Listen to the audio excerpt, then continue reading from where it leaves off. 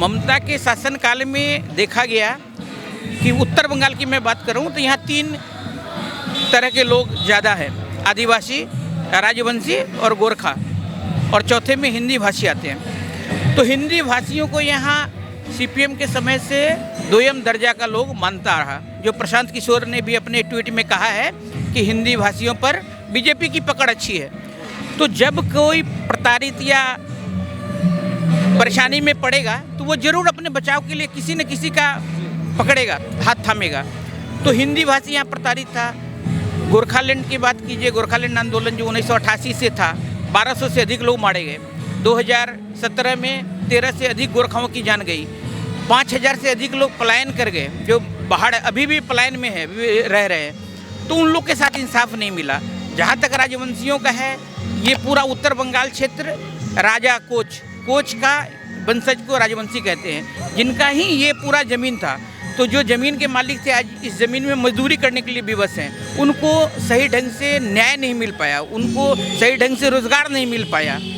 तो चाय बागान हो या राजवंशी कल्चर हो या आदिवासी हो, जो उत्पीड़ित के शिकार है, उत्पीड़न के शिकार है, तो वो कहीं न कहीं अपने अच्छे दिन के लिए वो धीरे धीरे बीजेपी की तरह जा रहे हैं। और वहीं पर देखा जा रहा है कि एक अल्पसंख्यक समुदाय के कुछ लोग हैं, तो उनको आप मासिक वेतन दे रहे हैं, अजान पढ़ने वाले को वेतन दे रहे हैं, बगल में पुजारी है उसको नहीं दे रहे हैं, दुर्गा पूजा के जुलूस पर आप रोक लगा रहे हैं, जबकि मुहर्रम के जुलूस को जाने के लिए दे रहे हैं। तो ये सब बात जब धीरे धीरे राजनीतिक से ओपन आया तो लोग को समझ में आया कि तुष्टीकरण का यहाँ हावी है। प्रशांत किशोर ने भी कहा कि पहली बार हिंदुओं को लग रहा है कि हिंदुओं के लिए कोई बात भी कर रहा है, और उन्होंने ये भी कहा था कि पश्चिम बंगाल में कल्चर रहा है कि मुस्लिम वोट जिस तरफ होगा उसी की सत्ता आएगी। देखिए, ऐसा है कि आप अगर पीछे थोड़ा जाएंगे, 2005 की बात आप करें तो 2005 में जब ममता बनर्जी एनडीए में थी रेल मंत्री, तो सदन के अंदर में बांग्लादेशी घुसपैठी को लेके ये सदन के अंदर में कागज़ फेंक दी थी लोकसभा अध्यक्ष के पास कि हमारे बंगाल में इतनी तेज़ी से बांग्लादेशी घुसपैठी हुआ है कि मेरा वहाँ का व्यवस्था गड़बड़ा रहा है, आप उसको भगाइए। जब सत्ता में आई तो वो वोट बैंक हो गया उनके लिए। और बांग्लादेशी घुसपैठी एक ऐसी समस्या है कि वो घुसपैठ है, ये कोई बड़ी समस्या नहीं है, लेकिन घुसपैठ के साथ में वो जगह ले रहा है, सरकारी सुविधाएँ अर्जित कर रहा है, नौकरी पा रहा है, वोटर होने के कारण वो सरकारी सुविधा से मतलब उनको पहले घर मिल रहा है, और युवाओं को जो रोज़गार यहाँ के लोगों को मिलना चाहिए उस रोज़गार पर अपना कब्जा कर रहा है, जो एक बड़ी समस्या है। और यही कारण है कि बांग्लादेशी घुसपैठी के माध्यम से पिछले दिनों देखो होंगे कि 2014 के बाद 2020 तक पश्चिम बंगाल उग्रवादियों का एक शरण स्थली बन गया, जो कि किसी भी देश के किसी भी जगह विस्फोट, चाहे वो कश्मीर हो या कन्याकुमारी हो, कहीं भी कुछ होता है तो उसका लिंक कहीं न कहीं बांग्लादेश के बदले बंगाल से जुड़ रहा है। यही चीज़ है सर कि ये चिकन नेक भी इसको मतलब जिक्र हुआ था दिल्ली दंगों में, आपने देखा होगा, चिकन नेक को भी लेके कहा गया। और कुछ लोग कहते हैं कि पश्चिम बंगाल दूसरा कश्मीर बनने जा रहा है। नहीं, कश्मीर तो क्या बनेगा, लेकिन ये चिकन नेक ऐसा है कि अगर आपको फिर याद होगा 2015 में JNU जवाहरलाल नेहरू यूनिवर्सिटी का कारगिल का एक बयान था कि अगर भारत माता का टुकड़े करना होगा तो हम सिलीगुड़ी चिकन नेक को बंद कर देंगे, जो पूर्वोत्तर से इसका रास्ता कट जाएगा। यही चिकन नेक है, ये सिलीगुड़ी में ही है। यहाँ से आपको 54 किलोमीटर दूर जो पांजीपाड़ा के पास एक जगह है, जहाँ अगर वो काट देंगे तो ये पूरा नॉर्थ ईस्ट भारत से कट जाएगा, आपका सप्लाई लाइन कट जाएगा पूरे पूर्वोत्तर से। तो ये चिकन नेक है, जिसके एक तरफ यहाँ से 12 किलोमीटर दूर बांग्लादेश है, यहाँ से 20 किलोमीटर दूर आपको बिहार है, यहाँ से 105 किलोमीटर असम है, यहाँ से 120 किलोमीटर चाइना है, यहाँ से 22 किलोमीटर दूर नेपाल है। तो ये भौगोलिक इसका भूटान है बगल में, तो ये भौगोलिक इतना है ना कि इसके डेमोक्रेसी बहुत सारे हैं, इसीलिए इसको चिकन। जी, सीमावर्ती इलाकों में जनसंख्या समीकरण किस तरीके से बदले? देखिए, जहाँ तक जनसंख्या की बात है, जब आपको जनसंख्या की बात ये है कि ज़्यादातर हिंदू परिवार में जो शिक्षित परिवार है या अनपढ़ परिवार है, पहले वाली बात नहीं रही। अभी भी किसी भी हिंदू परिवार में 25 साल के बाद ही कोई न कोई शादी करता है। लेकिन अल्पसंख्यक समुदाय में, चाहे वो देश के किसी भी कोने में है, उनका एक ट्रेंड है कि 14 से 15 साल में वो शादी कर लेते हैं। बाल विवाह प्रथा अभी भी उन लोगों में हावी है। तो जब आप जिस समय शादी करते हैं तो उस समय उनके 3 बच्चे हो जाते हैं, और विडम्बना ये है कि उनको 4 शादी करने की छूट है। तो 4 शादी हुआ तो 16 बच्चे उनके हो गए। आप शादी किए तो तब तक आपके 1 बच्चे होंगे, तो 16 + 1 तुलना करेंगे तो ऑटोमेटिक है कि उसका जनसंख्या बढ़ेगा, आपका जनसंख्या कमेगा। बीजेपी का उत्थान, इसके पीछे 3-4 कारण है। पहला तो जब हम लोग कोई भी घर बनाते हैं तो 4 पिलर पर होता है। तो टीएमसी जब 1998 में बनी, उसके बाद जो पिलर थे, जो शुभेंदु अधिकारी, मुकुल रॉय, ये सारे के सारे बीजेपी के साथ चले गए। तो जब घर का पिलर अगर 3 टूट जाता है तो चौथा तो अपने आप गिरना ही गिरना है।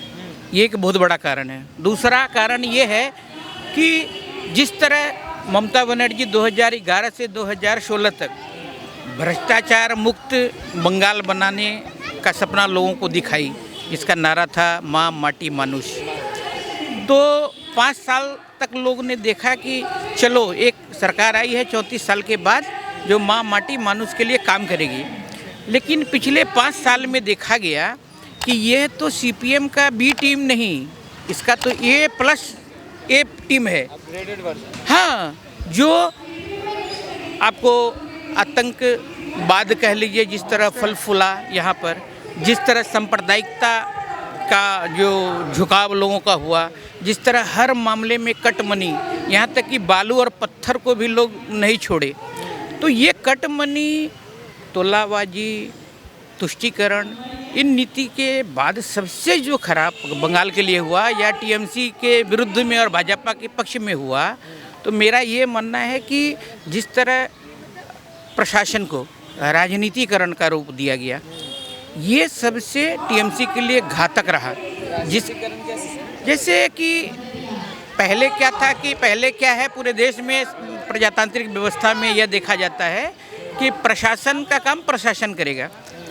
लेकिन टीएमसी के पहले जो सीपीएम था, तो पहले वार्ड कल्चर था कि वार्ड का जो काउंसलर होगा वो जो बोलेगा तो थाना में एफआईआर होता है। लेकिन यहाँ अभी ममता के शासनकाल में देखा गया, अक्सर जो आरोप लगते हैं उनके ऊपर, कि टीएमसी के विरुद्ध जो जाएगा उसको जेल जाना पड़ेगा।